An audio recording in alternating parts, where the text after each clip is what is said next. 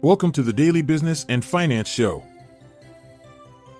Arbor Realty stock takes a hit amid federal probe and short seller scrutiny, while analysts draw parallels between the 2000s tech bubble and today's market rotation.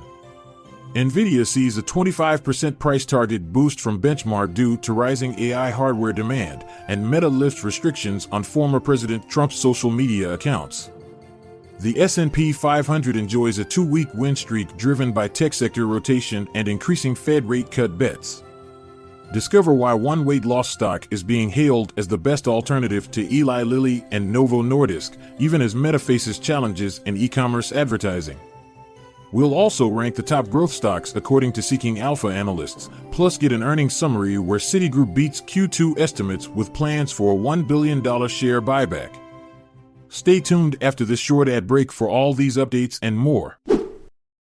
Arbor Realty Trust stock fell 17% following reports that federal prosecutors and the FBI are investigating its lending practices and loan performance claims. Arbor stated it routinely cooperates with regulatory inquiries and is confident in its conduct. The company has not responded to Seeking Alpha's request for comment. Deutsche Bank's Jim Reed says we're not at the start of a great rotation, but comparisons to the 2000 tech bubble are insightful. Yesterday, despite 396 S&P 500 stocks rising, the index fell by 0.88% due to declines in major tech stocks like Apple and Microsoft.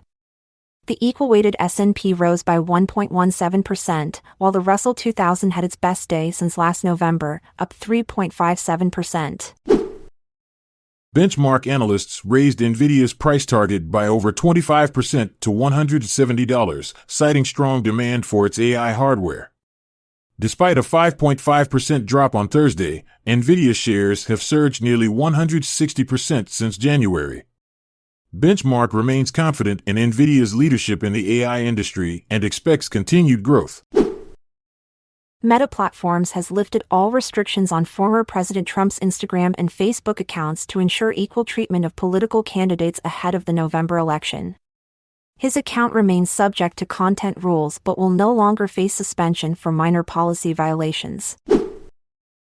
The S&P 500 rose 0.87% this week, closing at 5,615.35 points, with gains in 4 out of 5 sessions.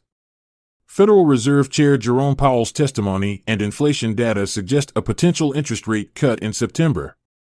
Real estate and utilities sectors led gains, while communication services lagged behind.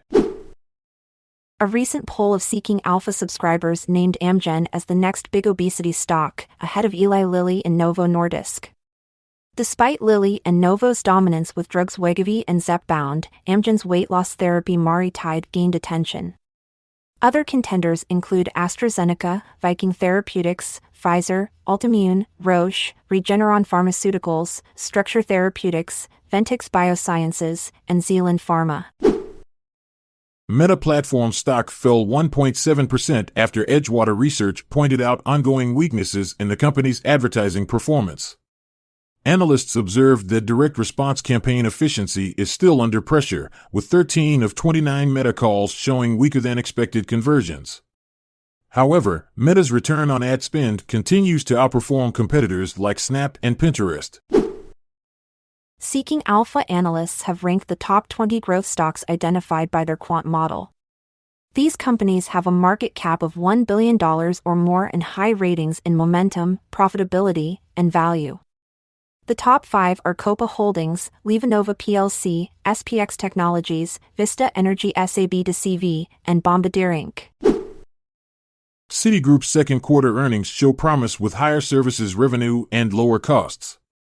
The company reported GAAP earnings per share of $1.52, beating estimates by 11 cents, and revenue of $20.1 billion, in line with expectations. Citigroup remains a buy following positive 2024 stress test results. Thanks for tuning in to the Daily Business and Finance Show. Stay informed, stay ahead. Join us next time for more insights and updates. I'm Montgomery Jones. And I'm Amalia Dupre. Farewell until tomorrow. Have a good one wherever you are. This content is sourced from the Seeking Alpha website, so support our podcast by becoming a Seeking Alpha Premium subscriber. See the show notes page for links to sign up. This episode is produced by Classic Studios. This podcast provides information only and should not be construed as financial or business advice. Check out our other podcasts in our network at classicstudios.com.